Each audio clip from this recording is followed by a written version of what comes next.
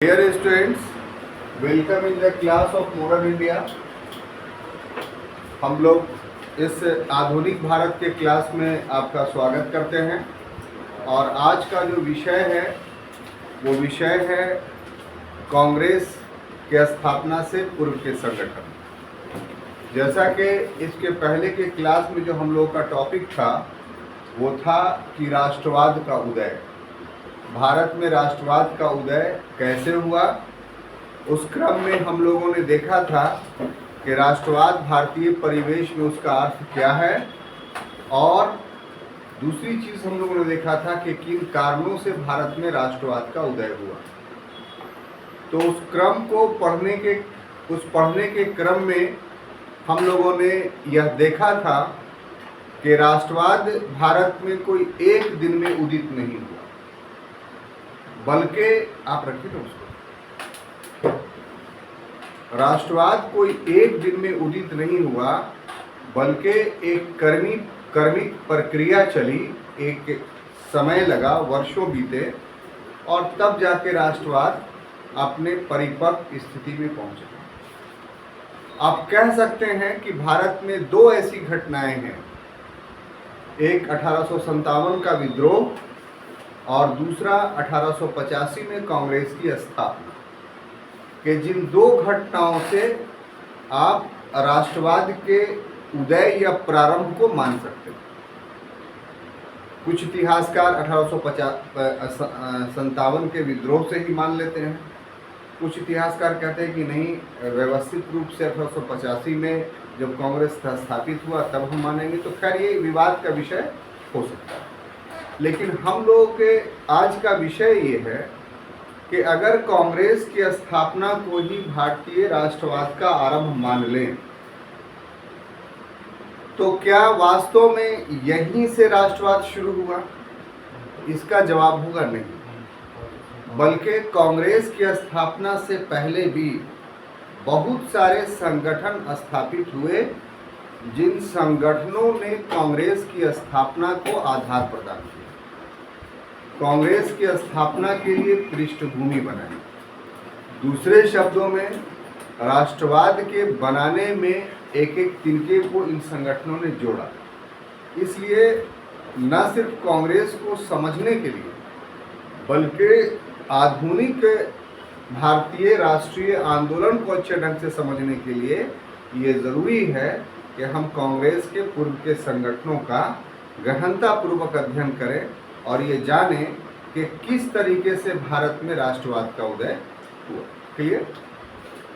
तो इसको कुछ इस ढंग से व्याख्या किया जा सकता है कि कांग्रेस की जो स्थापना होती है वो 1885 ईस्वी। कांग्रेस की स्थापना कब होती है? 1885 ईस्वी। ठीक है। और इस 1885 ईस्वी में जो कांग्रेस की स्थापना होती है, इसी से हम राष्ट्रीय आंदोलन का आरंभ मान लेते हैं। ठीक है। राष्ट्रीय आंदोलन का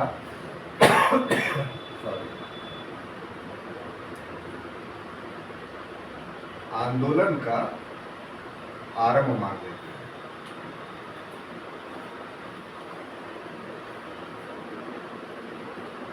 परंतु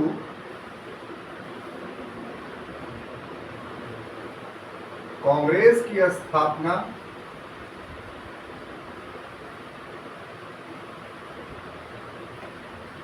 जो हुई,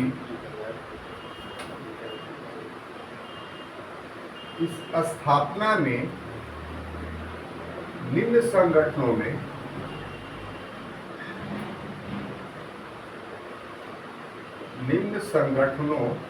ने पृष्ठभूमि बनाने का काम, बैकग्राउंड बनाने का काम किया।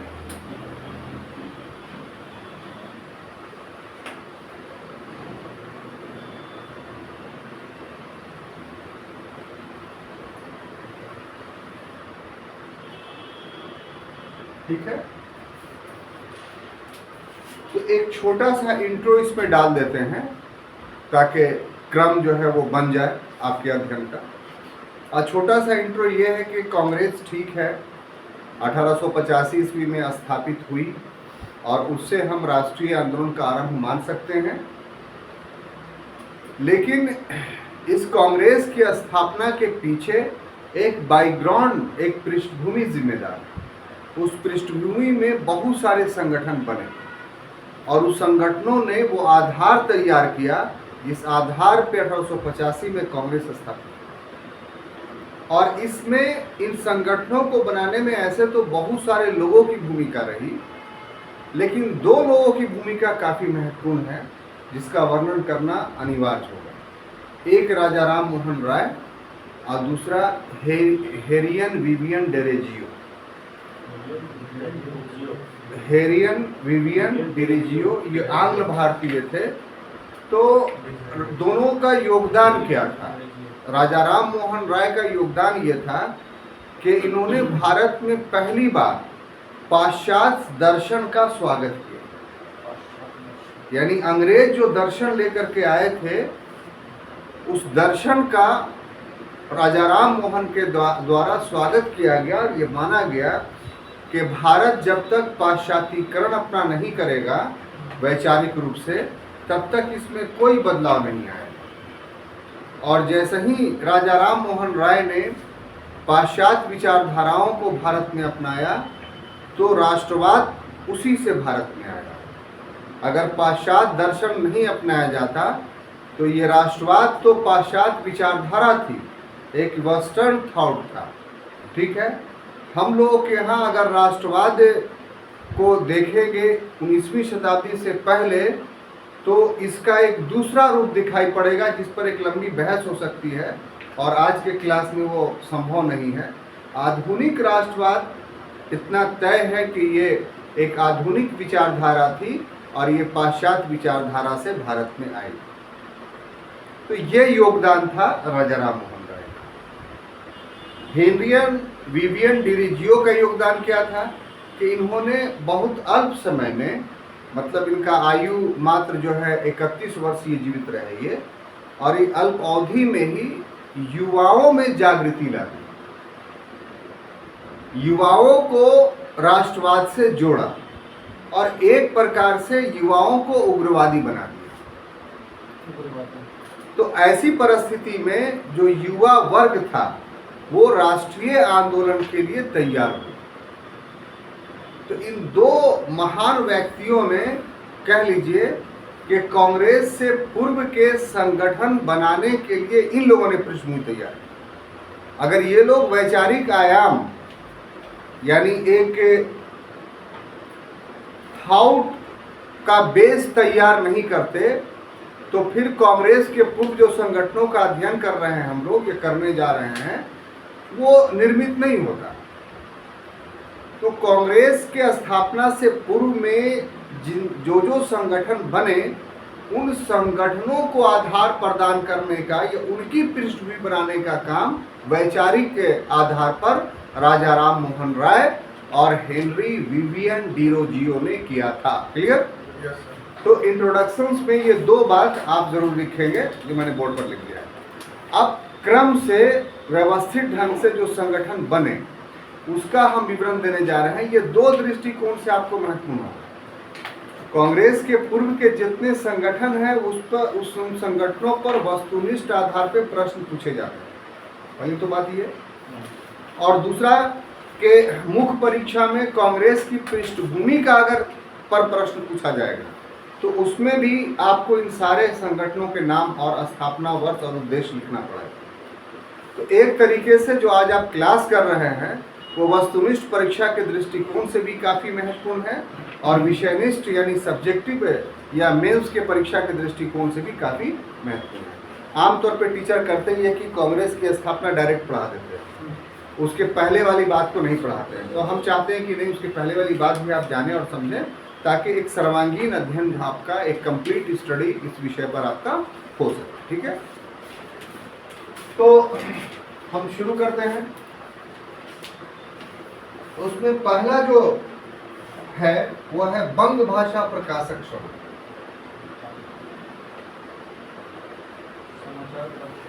नहीं, ऑर्गेनाइजेशन था बंग भाषा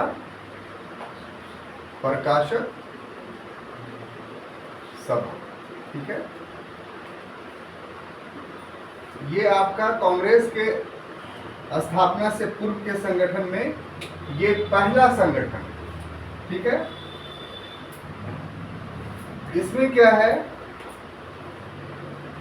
कि इसकी स्थापना जो किया था, या आप कह लीजिए संस्थापक,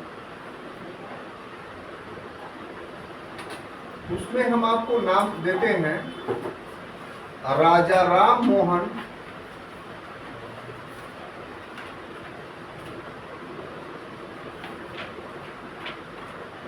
राय के अनुयायी, यानी उनसे जुड़े हुए जो लोग थे वो। अगर वर्ष की बात करें तो ये 1936 में स्थापित हुआ।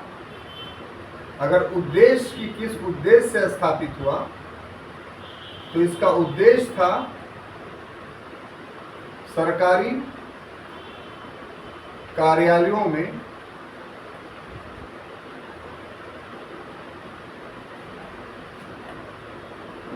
व्याप्त भ्रष्टाचार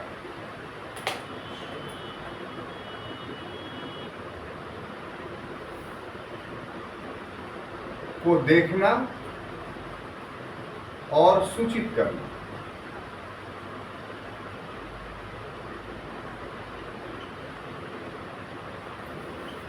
सूचित करना। ठीक है, तो ये पहला ऑर्गेनाइजेशन था कांग्रेस से की स्थापना की पृष्ठभूमि तैयार करने में। नाम क्या था? तो बंग भाषा प्रकाशक सभा। इसमें चीजें जो जुड़ी हुई है वो आपको समझना होगा। प्रश्न ये भी आ सकता है कि संस्थापक कौन थे, तो राजा राम मोहन राय का नाम भी आ सकता है। ठीक है, नाम आएगा तो सिर्फ उनका आएगा। क्यों आएगा? क्योंकि इसकी स्थापना में किसी का नाम जुड़ा हुआ नहीं है। क्योंकि जो राजा राम मोहन राय के विचारों से संबंधित लोग थे, समर्थक लोग थे, उन लोगों ने मिलकर इसकी स्थापना की थी, उनकी विचारधारा से प्रभावित होकर। तो इसलिए एग्जैक्ट इसके संस्थापक में ये सेंटेंस आएगा कि राजा राम मोहन राय के अनुयायियों ने किया था। लेकिन अगर नाम आ जाएगा तो नाम आएगा तो सिर्फ राजा राम मोहन राय का आएगा। सॉरी, 1836 होता है ये। स्लिप ऑफ टंग नहीं, स्लिप ऑफ पेन कहलाए। ठीक है ना, हमारे जहन में था कि 1836 लिखना है, लेकिन पेन ने लिख दिया 1936। तो ये बहुत बड़ा ब्लंडर मिस्टेक कह सकते हैं इसको।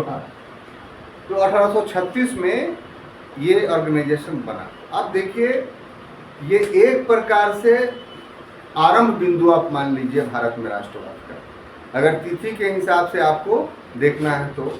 क्यों?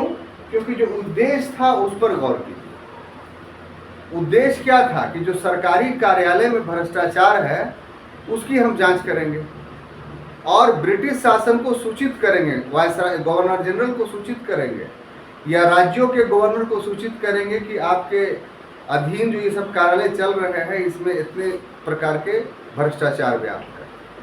तो ये तो ऊपरी तौर पर आप देखिएगा तो आपको लगेगा कि बहुत बड़ी बात नहीं है, किसी का काम नहीं होता होगा, पैसा मांगा जाता होगा, तो उसके वजह से ये डिमांड कर रहा है।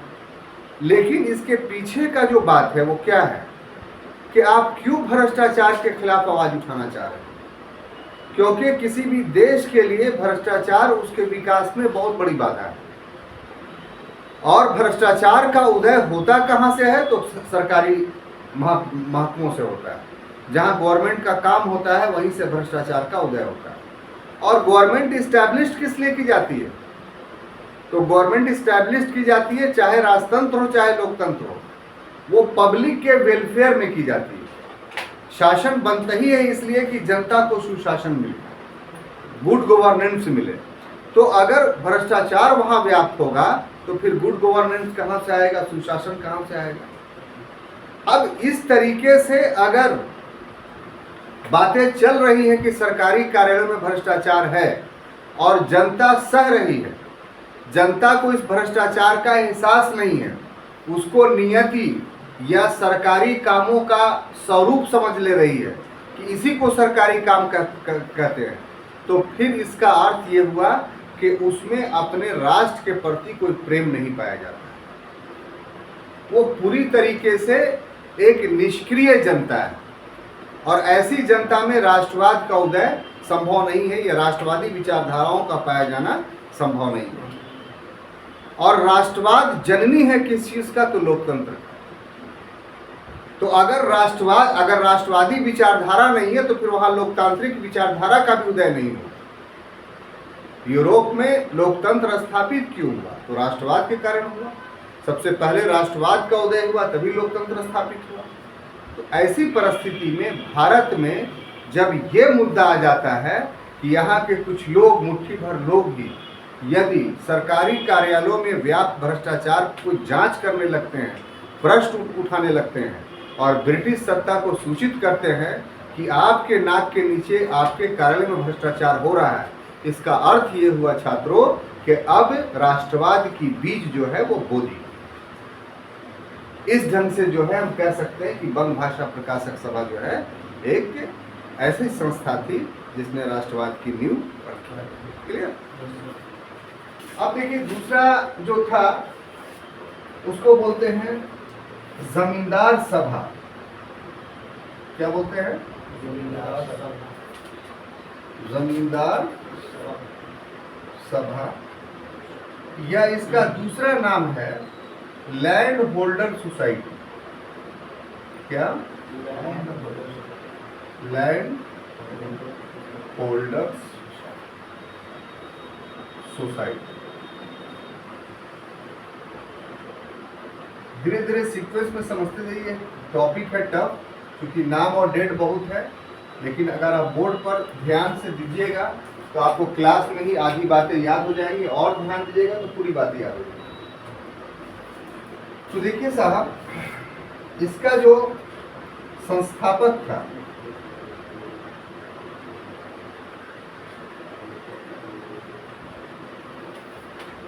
उसमें नाम आता है द्वारकानाथ टैगोर।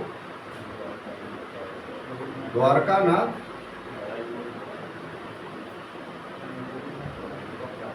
नहीं, दादा टैगोर। ठीक है। इसका समय जो था, यह वर्ष कह लीजिए,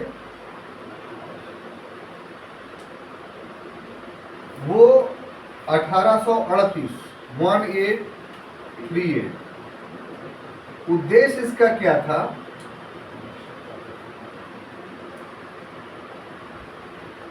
तो जमींदारों के हितों का संरक्षण,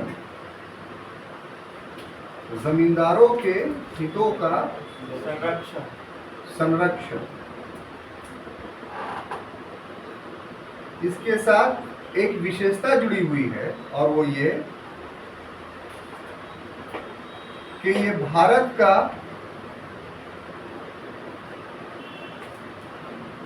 प्रथम राजनीतिक संगठन, फर्स्ट पॉलिटिकल ऑर्गेनाइजेशन। अब यही अपने आप में बहुत बड़ा प्रश्न बन जाता है। अगर आप ये नहीं जानते और क्वेश्चन आ जाता तो आप बोल देते कांग्रेस है ना, जबकि वास्तव में पढ़ाया क्या जा रहा है आपको कि लैंड होल्डर सोसाइटी या जमींदार सभा भारत का प्रथम राजनीतिक संगठन। तो आते हैं इस पर, क्या बातें हैं उसको समझने की कोशिश करते हैं। तो 36 के बाद 38 में जो संस्था स्थापित होती है उसको जमींदार सभा या इंग्लिश में लैंड होल्डर सोसाइटी कहते हैं। संस्थापक कौन थे? तो द्वारकानाथ टैगोर। इनके बेटा हुए देवेंद्र नाथ टैगोर, जो आपको ब्रह्म समाज जब आप पढ़ रहे थे तो उसमें राजा राम मोहन राय के बाद उन्होंने कार्यभार ब्रह्म समाज का संभाला था, और उनके बेटा थे रविंद्रनाथ टैगोर। ठीक है। अब पूरा सीक्वेंस मिल गया, इसमें कंफ्यूजन नहीं होगा। तो कहने का मतलब ये है कि ये जो रविंद्रनाथ टैगोर का परिवार है, ये पूरे पुष्ट दर पुष्ट से भारत में राष्ट्रवाद का जन्मदाता है, यानी राजनीतिक रूप से सक्रिय वर्ग था। एक ऐसा ब्राह्मण परिवार जिस ब्राह्मण परिवार ने पूरे भारत के लिए पहली बार राष्ट्रवाद के अलख को जगाया और आपको जन गण मन अधिनायक जय हे का राष्ट्रीय गान जो है वो प्रदान किया। तो इस सीक्वेंस में भी इस परिवार को देखने की ज़रूरत है। तो अब उद्देश्य क्या था, यहाँ पर ध्यान देने की बात है कि जमींदारों के हितों का संरक्षण। तो भाई जमींदारों के हितों का संरक्षण कर रहे हैं तो ये राष्ट्रवादी कैसे हो सकता है? एक प्रश्न आपके पास से सौम्यों चलाएगा। राष्ट्रवादी तो उसी को ना कहेंगे सर कि जो संपूर्ण राष्ट्र के लिए सोचता हो। तो ये तो सिर्फ अपने हितों के लिए सोच रहा था, तो फिर आप कैसे राष्ट्रवादी कह सकते हैं, या राष्ट्रवादी संगठन में इसको कैसे शामिल कर सकते हैं? तो इस द्वंद्व का जवाब ये है, इस द्वंद्व का उत्तर ये है कि समाज में कोई भी क्रांति या परिवर्तन शुरू में समाज के सभी लोग एक साथ मिलकर नहीं लाते हैं। परिवर्तन लाने का काम कुछ मुट्ठी भर लोग ही करता है, और ये मुट्ठी भर लोग वो होते हैं जो साधन संपन्न होते हैं। परिवर्तन लाने में, आंदोलन करने में कोई नुकसान होता है अगर व्यक्तिगत रूप से उनको, तो उस नुकसान को सहने की आदत या सहने की क्षमता उनमें होनी चाहिए, तभी वो आंदोलन कर सकते हैं, परिवर्तन ला सकते हैं। तो भारत का जो 19वीं शताब्दी का समय था, उस समय में जो नीचे तबके के लोग थे वो साधनहीन थे, उनमें बुद्धि भी नहीं थी, साधन भी नहीं था, शक्ति भी नहीं थी। तो ऐसे वर्ग से आप परिवर्तन की आशा नहीं कर सकते हैं। तो जमींदारों के पास साधन भी थी, बुद्धि भी थे, और सभी कुछ से संपन्न थे। कोई अंग्रेज विपरीत परिस्थितियां अगर पैदा कर दे तो उस विपरीत परिस्थितियां को सहने की कैपेसिटी इस वर्ग में। तो इसीलिए इन लोगों ने सबसे पहले अपने हितों का संरक्षण करना शुरू किया कि हम सुरक्षित रहेंगे तभी दूसरे को सुरक्षा प्रदान कर सकेंगे। तो ये राष्ट्रवादी इसलिए था कि अपने हितों की सुरक्षा किसके विरुद्ध मांग रहा था? ये भारतीयों के विरुद्ध नहीं, अंग्रेजों के विरुद्ध। यानी अंग्रेज जमींदारों का जो एक्सप्लॉयटेशन कर रहे थे सूर्यास्त कानून के माध्यम से, यान कानूनों के माध्यम से, तो उससे संरक्षण मांग रहे थे। तो इसका अर्थ ये हुआ ना कि जमींदारों ने अंग्रेजों के खिलाफ संस्था बनाई, भारतीयों के खिलाफ संस्था नहीं बनाई। और कोई भी आंदोलन मुट्ठी भर लोगों के द्वारा ही शुरू होता है, सभी लोगों के द्वारा नहीं। इसलिए ये मुट्ठी भर लोग थे और ये अंग्रेजों के विरुद्ध थे, इसलिए इसको भी, यानी जमींदार सभा या लैंड होल्डर सोसाइटी को भी राष्ट्रवादी संगठन कहा जा सकता है। अब विशेषता में हमने जोड़ा इसमें कि ये भारत का फर्स्ट पॉलिटिकल ऑर्गेनाइजेशन था, प्रथम राजनीतिक संस्था थी। बात समझ में आ रही है? तो राजनीतिक संस्था का अर्थ क्या होता है कि जिसके मांग राजनीति से प्रेरित हो। तो जमींदार सभा की या लैंड होल्डर सोसाइटी का जो मांग था कि हमें और अधिकार दिया जाए, हमारे शोषण को रोका जाए, ये पूरा का पूरा एक राजनीतिक मांग था। क्योंकि ये मांग की अगर पूर्ति हो जाती तो ये सत्ता में और मजबूत हो जाते, सत्ता में और इनकी भागीदारी मिलती। तो इस कारण से जमींदार सभा या लैंड होल्डर सोसाइटी को की विशेषता में हमने लिखा है कि ये भारत का प्रथम राजनीतिक संगठन। ठीक है? तो दो ऑर्गेनाइजेशन पढ़ा, एक बंग भाषा प्रकाशक सभा और दूसरा जमींदार सभा। आगे बढ़ते हैं। तीसरा जो ऑर्गेनाइजेशन है वो है बंगाल ब्रिटिश इंडिया सोसाइटी। कौन है? बंगाल ब्रिटिश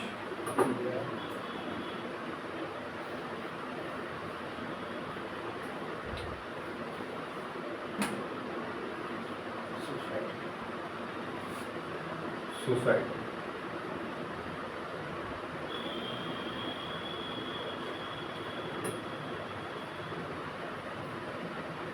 ठीक है? अब देखिए इसका जो संस्थापक था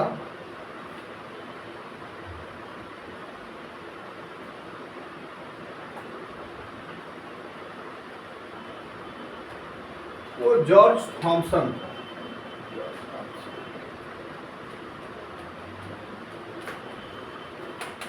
ठीक है, ये वर्ष था 1843, 1843, और उद्देश्य इसका था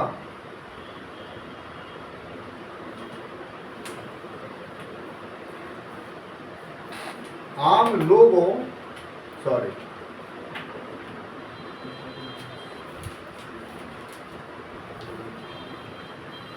के हितों का संरक्षण।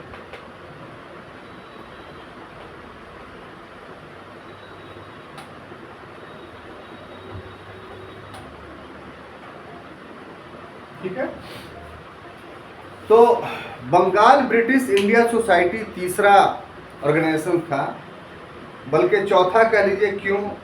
इसलिए कि बंगाल ब्रिटिश इंडिया सोसाइटी जो नाम है, तो उसके पहले इसका जो 43 में सन लिखा हमने, तो 41 में ही ब्रिटिश इंडिया सोसाइटी कलकत्ता में बना था, और इसी का लंदन संस्करण था बंगाल ब्रिटिश इंडिया सोसाइटी, जिसका संस्थापक जो था वो जॉर्ज थॉमसन था। तो दोनों संस्थाएं एक थी, एक का हेडक्वार्टर जो था वो कलकत्ता में था, और एक का हेडक्वार्टर जो था वो लंदन में था। हाँ, इसका लंदन में था, लेकिन हम दोनों का नहीं लिख रहे हैं इसलिए कि लंदन और कलकत्ता आपस में जुड़े हुए थे, इसलिए मुख्य रूप से संस्था जो अकाउंटेबल हो गई वो बंगाल ब्रिटिश इंडिया सोसाइटी हो गई। इसीलिए ब्रिटिश इंडिया सोसाइटी का यहाँ नाम हम नहीं लिख रहे हैं। बात समझ में आ रही है? एक प्रकार से वो इसका एक इकाई थी, इसकी एक भारतीय संस्करण था। और जो 43 या 41 में ये संस्था अपने अस्तित्व में आया, तो इसका उद्देश्य क्या था कि लैंड होल्डर सोसाइटी जमींदारों के हितों के संरक्षण के लिए बना। तो इसके प्रत्युत्तर में अंग्रेजों ने क्या किया कि लैंड होल्डर सोसाइटी को नीचा दिखाने के लिए या उसकी शक्ति को कम करने के लिए एक अलग ऑर्गेनाइजेशन बना दिया, बंगाल ब्रिटिश इंडिया सोसाइटी, कि ये आम जनता की समस्या को उठाएगा। तो ये कहलाता है राजनीति में अपने बुने हुए जाल में फंस जाना। प्रत्यक्ष रूप से ये संस्था लैंड होल्डर सोसाइटी को दबाने के लिए बना था, लेकिन अप्रत्यक्ष रूप से इस संस्था ने राष्ट्रवाद के उदय में और एक कदम आगे बढ़ाने का काम किया। क्यों? क्योंकि पहले राष्ट्रवाद जमींदारों तक सीमित था, अब अंग्रेजों ने खुद अवसर दे दिया कि राष्ट्रवाद आम जनता तक बढ़ जाए। तो इस तरीके से हो गया ना ये बात कि अंग्रेज अपने बुने हुए जाल में फंस रहे थे। अब देखिए कैसे फंसे। तो वो तीसरा जो ऑर्गेनाइजेशन बनता है उसमें आपको समझ में आएगा, और वो ऑर्गेनाइजेशन था ब्रिटिश इंडिया एसोसिएशन। क्या था? नहीं, British India association. British India association. India association.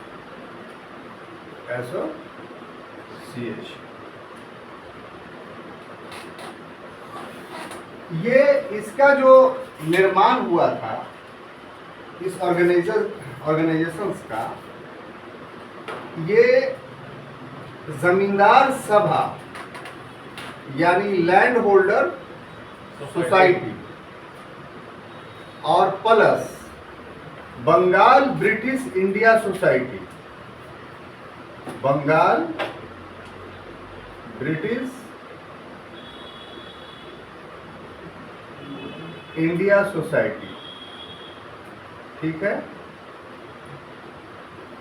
ये दो संस्था जो पूर्व में बनाई गई थी, जिसका वर्णन ऊपर में हमने किया, इसको मिलाकर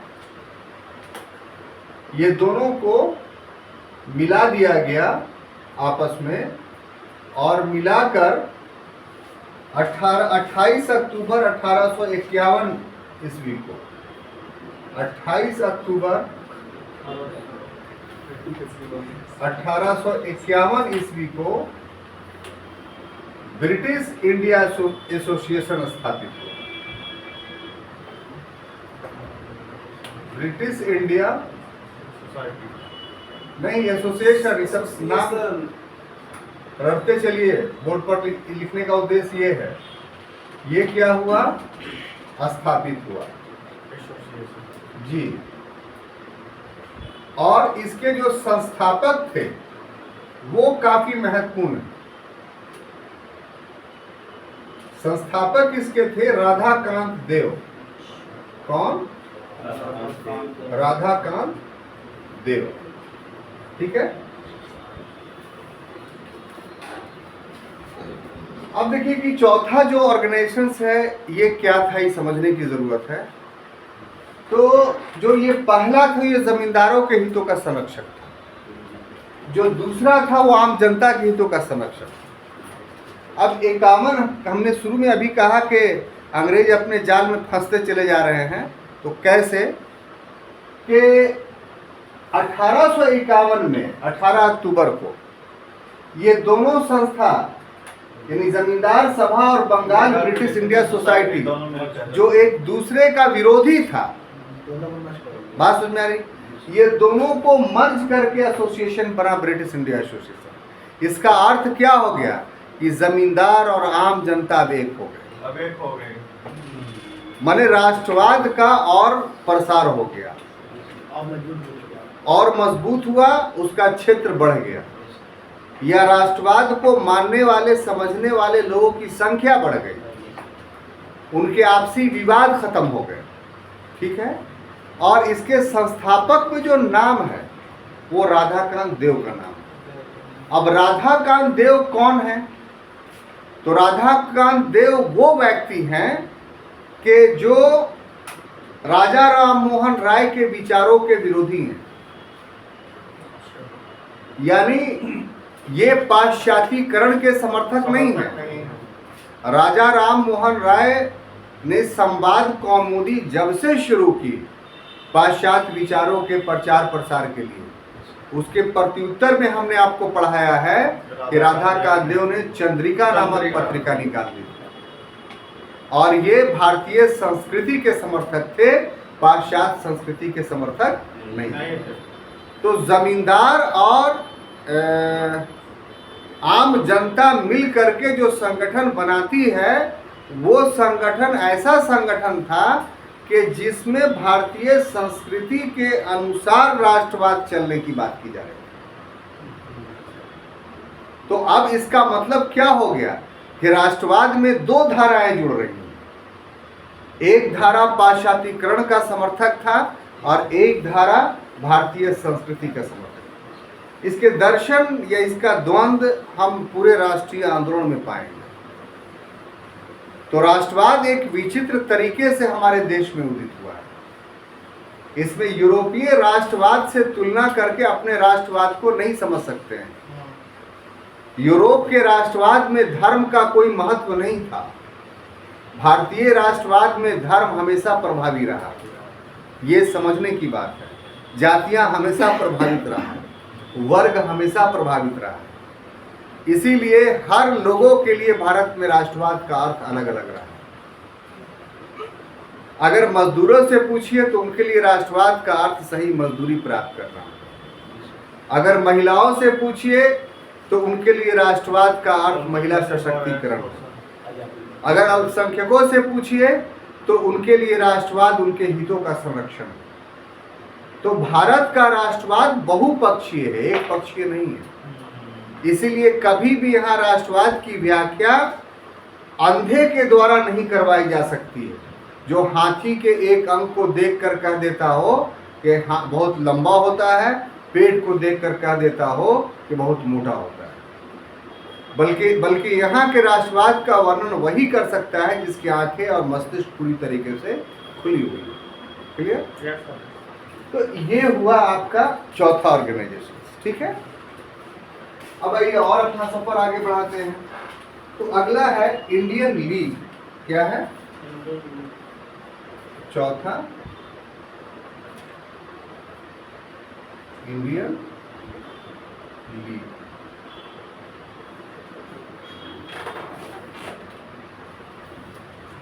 तो जब इस पर आते हैं तो पाते हैं कि इसके जो संस्थापक थे वो शिशिर कुमार घोष थे। शिशिर कुमार घोष।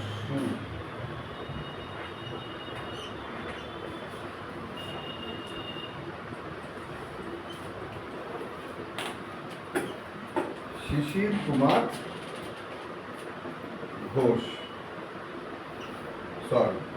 और जो वर्ष था स्थापना का वो था 1875 ईस्वी। और इसका उद्देश्य था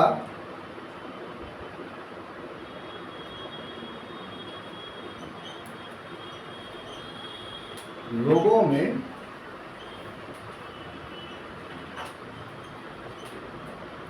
राष्ट्रवाद की भावना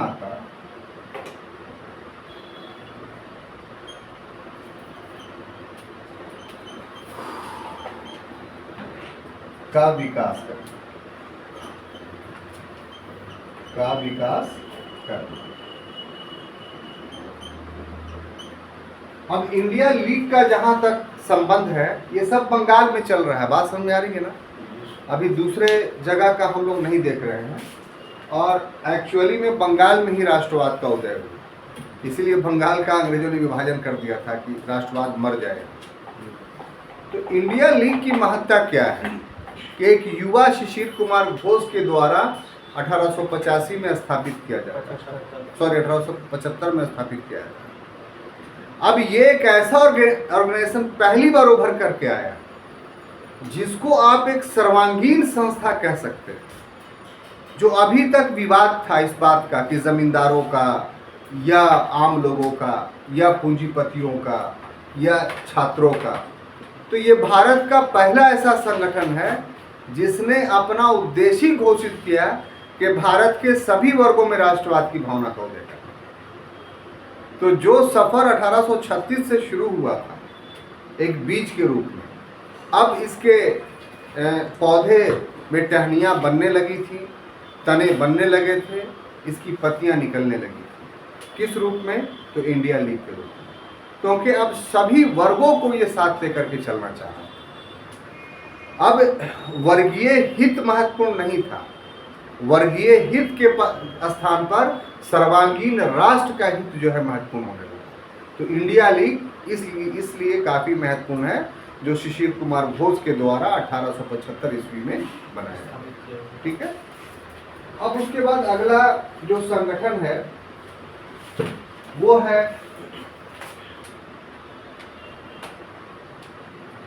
इंडियन एसोसिएशन। क्या नाम है? Indian association. Indian association.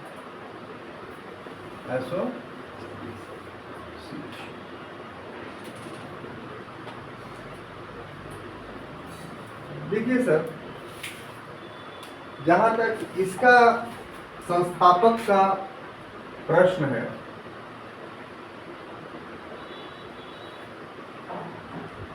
इसके संस्थापक सुरेंद्रनाथ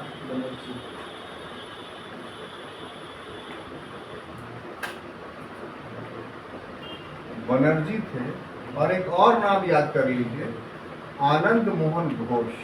आनंद मोहन घोष। ये दो व्यक्तियों ने मिल करके इंडियन एसोसिएशन की स्थापना की।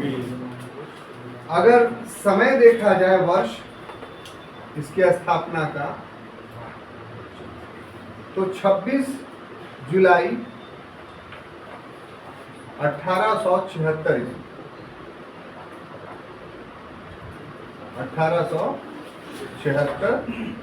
ईस्वी इसका समय था। और इसका उद्देश्य जो था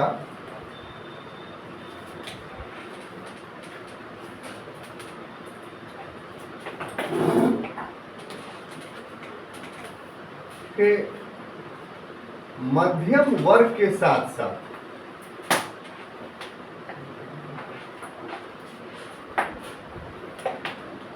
के साथ साथ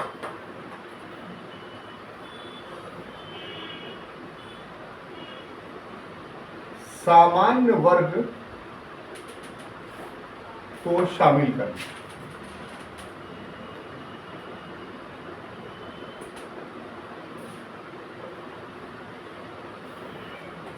और इसके हेतु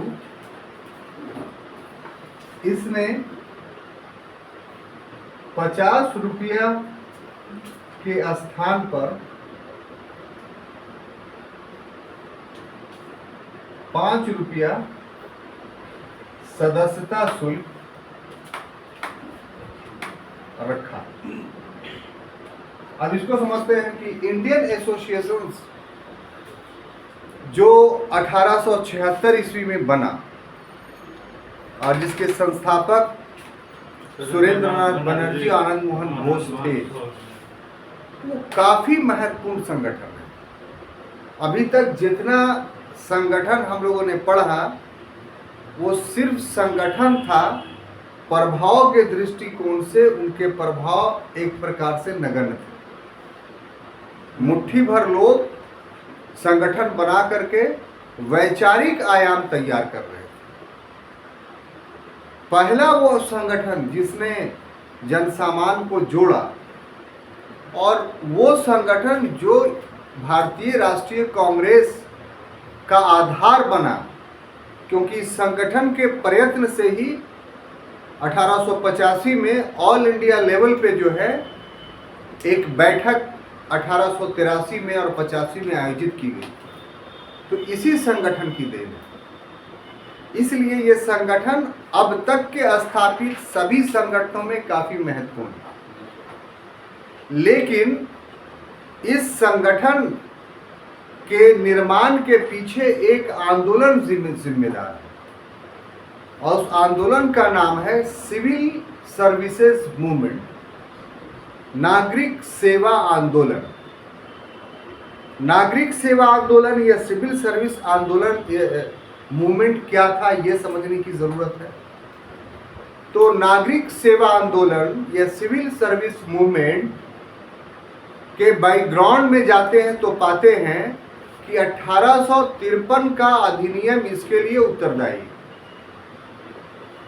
1853 के अधिनियम में आप पढ़ चुके हैं कि पहली बार अंग्रेजों ने यह व्यवस्था की कि अब भारत में ईस्ट इंडिया कंपनी की नौकरी बोर्ड ऑफ डायरेक्टर नहीं करेगा, उसकी अनुशंसा पर नहीं होगा, बल्कि बाज़ाब्ते तौर पे लिखित परीक्षा होगी और ये लिखित परीक्षा में धर्म, भाषा, प्रांत, लिंग के आधार पर कोई विभेद नहीं किया जाएगा, अर्थात भारतीय भी इसमें शामिल होंगे। उस समय उम्र जो रखी गई 22 वर्ष और परीक्षा लंदन में होता था, तो काफी भारतीयों के लिए कठिन था। लेकिन इस कठिनाई के बावजूद भी 1861 ईस्वी में सत्येंद्रनाथ बनर्जी पहले भारतीय बने जिन्होंने आईसीएस की परीक्षा पास की। कब? 1861 में 1861 में सत्येंद्रनाथ बनर्जी पहले व्यक्ति थे या पहले भारतीय थे, सॉरी व्यक्ति मत बोलिए, पहले भारतीय थे जिन्होंने आईसीएस की परीक्षा यानी भारतीय नागरिक सेवा या भारतीय असैनिक सेवा या इंडियन सिविल सर्विस आईसीएस पास किया। और 1866 में 1866 में कितना में 1866 सुरेंद्रनाथ बनर्जी सहित 3 और लोग यानी कुल 4 लोगों ने आईसीएस की परीक्षा पास की। जब ये 5 लोग आईसीएस बन गए तो अंग्रेजों के कान खड़े हो गए। ये क्या, तो सब भारतीय घुसता चला जा रहा है। तो 1867 में आईसीएस की आयु घटा करके 22 से 21 कर दी गई। ये सब डेट याद रखिए सर, हम सीक्वेंस में चलिए। 1867 66 में पास किए 4 आदमी, फौरन अगले वर्ष 67 में क्या हो गया, 1 वर्ष घटा दिया गया। फिर भी चैन नहीं आया अंग्रेजों को, फिर भी लोग आने लगे। तब लॉर्ड लीटन ने 1878 ईस्वी में आयु सीमा 21 से घटा करके 19 कर दिया। ठीक है। हालांकि बाद में अगला गवर्नर रिपर ने इसे परिवर्तन कर दिया। तो ये वो परिवेश था जिस परिवेश में अनुमति देने के बावजूद भी भारतीयों को आईसीएस में आने के लिए हतोत्साहित किया। और दूसरी तरफ सुरेंद्र नाथ बनर्जी को आसाम कैडर अलाउड किया गया। लेकिन आसाम कैडर जब अलाउड किया गया तो इन पर कोई निर्योग्यता का आरोप लगा करके इनको पद से हटा दिया गया। ये फिर प्रीवी काउंसिल में अपील किए तो वहां जीत गए, तो फिर ज्वाइन किए और फिर पुनः निर्योग्यता का आरोप लगा करके इनको हटा दिया गया। तो इस प्रकार से सुरेंद्र नाथ बनर्जी जो हैं ऐसे व्यक्ति बने जिन्होंने आईसीएस के लिए एक मूवमेंट चलाया।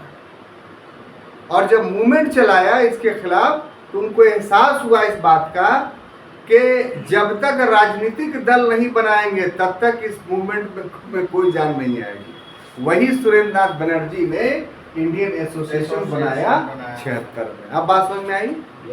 अब ग्रेजुअली यही सुरेंद्र नाथ बनर्जी क्या करते हैं कि इससे भी काम नहीं चलेगा, पूरे ऑल इंडिया लेवल के नेताओं को बुलाया जाए।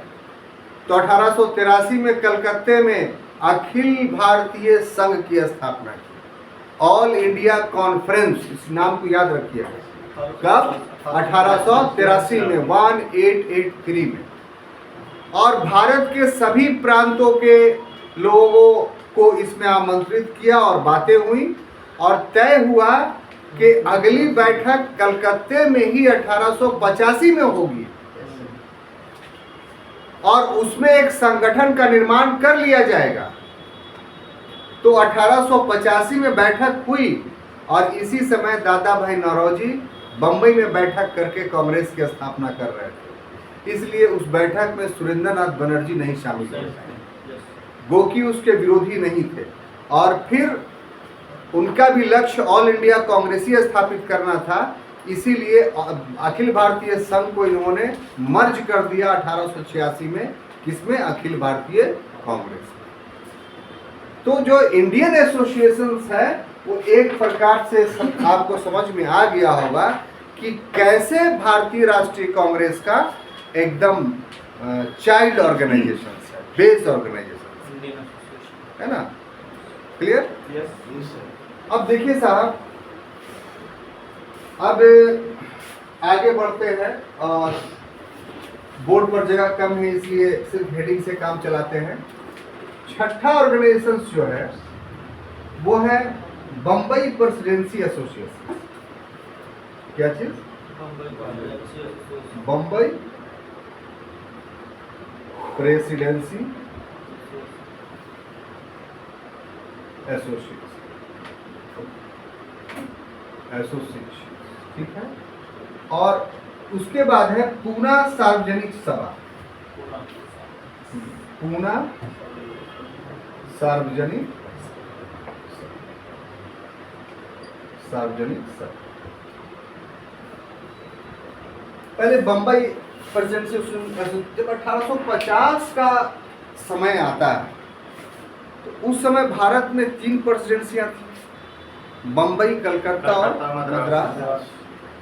तो एक मूवमेंट चला कि तीनों प्रेसिडेंसियों में राष्ट्रवादी भावना के उभार के लिए जो है वो संस्था बने। तो 50 से 52 तक तीनों प्रेसिडेंसियों में इस तरीके की संस्था बनी। बम्बई में भी बम्बई प्रेसिडेंसी एसोसिएशन, तो ये उस समय जाना जाता था बम्बई एसोसिएशन के नाम से। जब ये 1852 में स्थापित हुआ, दादा भाई नौरोजी ने स्थापित किया, लेकिन बाद में जाके विलुप्त हो गया। तो फिर 1885 में ये फिरोज शाह मेहता, बदरुद्दीन तैयब जी और केटी तैलन, जिसको बम्बई तरई बोलते हैं, माने बम्बई 3, कौन कौन पहले? फिरोज शाह मेहता, बदरुद्दीन तैयब और केटी तैलन, इन लोगों ने बम्बई प्रेसिडेंसी एसोसिएशन बनाया और इसका उद्देश्य था वही कि भारत में राष्ट्रवाद का विकास करना। उसके बाद पूना सार्वजनिक सभा इसके पूर्व में ही बन चुका था।